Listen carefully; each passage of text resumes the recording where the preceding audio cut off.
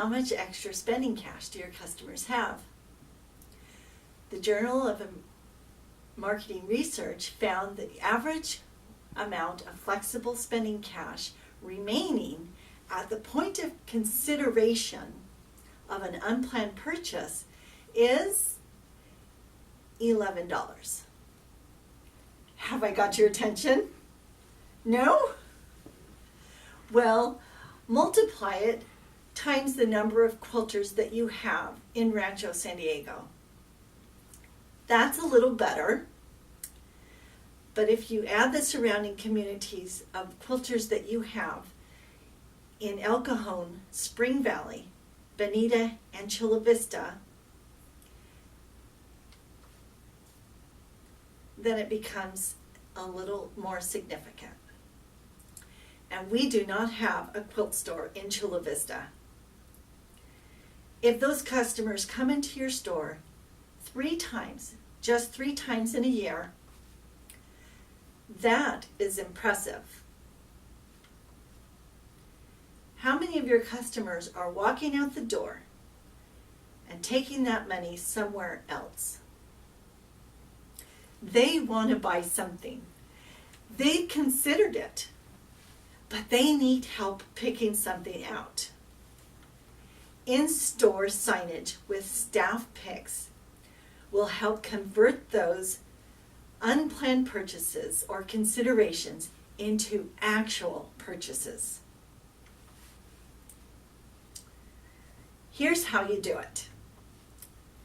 Choose the merchandise that you want to feature. Choose your target, your customers. Promote it in the newsletter and determine where you will place the signs in the store. Let's start with the goods. Kevin Shiley, professor of consumer behaviors and a former consumer products marketing director, explains, anytime you have a secondary aisle display with some kind of signage, you're going to see a bump in sales, regardless of the signage. However, experiential goods are more likely to be influenced by personal recommendation than other kinds of goods. Experiential goods are things that have to be experienced to know if people like them, if the person likes it or not. It's like foods, movies, books, music, and, you guessed it, quilt supplies. They're experiential goods, and these are ideal for staff picks. Pairing complementary products together, such as marshmallows with Rice Krispies, or the cutting corners ruler with the chasing windmills pattern, and having a cozy quilt favorite sign next to it will convert considerations into purchases. In addition to patterns and rulers, there can be a range of prices. Quilters will come into the store to buy a sewing machine. A cozy quilt sign featuring their favorite could influence their decision. So we should have high, medium, and low price things. And then choose merchandise that obviously has a high profit margin. Then let's look at targeting the customers. Does anybody here have exercise videos in their home? Have you noticed that they market it towards all levels of exercisers? There's beginner, intermediate, and advanced. Staff Picks is the same. You'll want to target beginner quilters, intermediate, and even the dedicated quilters, because they can all be influenced by Staff Picks. The Point of Purchase International Advertising International report found that there are 4 types of customers. Let's take a look at them and see which ones will be influenced by staff picks. The first is the time stress. I love this picture. Time-stressed shoppers have children in tow. They don't reference circulars, they don't shop with the list, and they don't spend a lot of time in the store. So they're not an ideal candidate for staff picks. However, 70% of them purchase on impulse, so there is a potential for them. The trip planner is not buying anything that's not on his list. His profile is nothing like a quilter. And then there are the bargain hunters.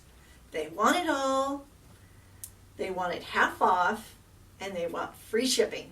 Do you have any customers like that? Who doesn't want that? But you're in business to stay in business and to make a profit. Now these are the customers that we want to target. Explorers. They love seeing what's new in the market. They love browsing, shopping for inspiration. And quilters. Do you recognize any of the ladies in this picture? Yeah. Well, the Quilting America 2010 report profiled a dedicated quilter, and they are a lot like the explorers.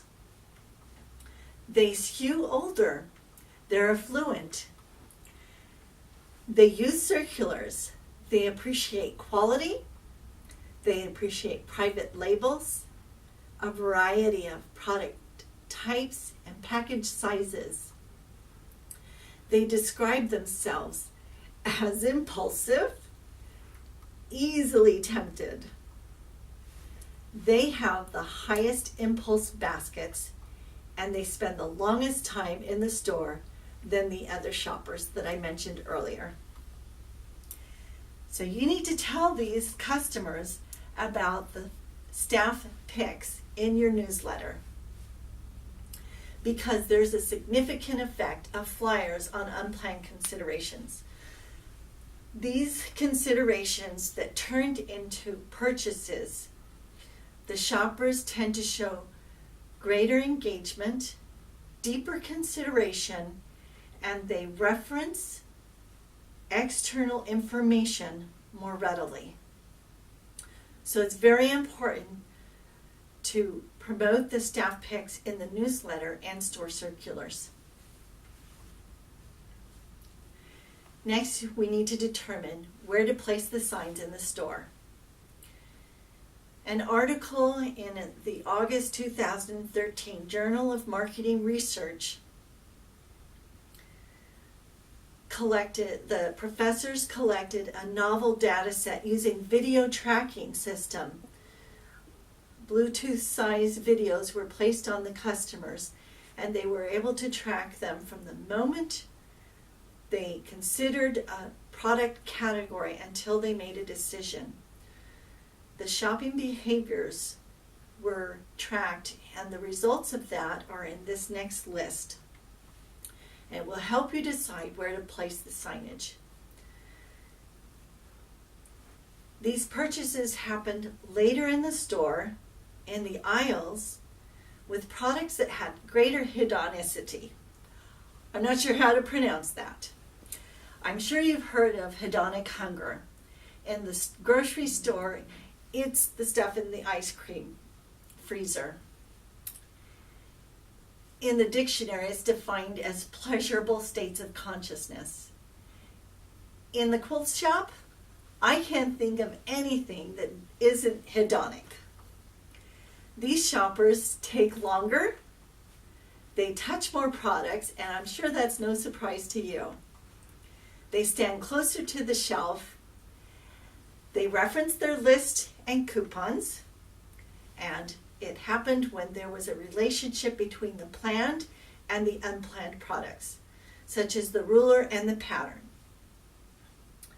And when there's a depletion of self-control. Anyone guilty of that? I know I am. Do you walk into a store and exercise great self-control on your first impulse? The next time you have an impulse to buy something, your self-control is out the window. And the studies show that that is true for the majority of people. So if you want to draw your customers closer to the shelf, get them engaged more deeply, then you need to limit the number of brands in a product category. As you have done in this shelf here, all of these jelly rolls are Modas. And then you need to distribute circulars not only at the entrance but also throughout the store, especially in the places where purchase decisions are made. And then place the displays where it will draw the customer closer to the shelf. I personally have staff-picked items before. I would defer to an experienced quilter's opinion. And I conducted a study of over 300 students. 31% of those who responded have purchased a staff-pick item. You have customers coming to the store today with extra spending cash. If you want to increase sales and profits, then implementation of this staff picks needs to begin today. When I leave the store, you can begin to choose the merchandise that you're going to feature. Target the customers, advertise it in your newsletter, and determine where you're going to place the signs in the store. And then when your customers leave the store, instead of looking like this poor lady, they will leave the store looking like this. Thank you.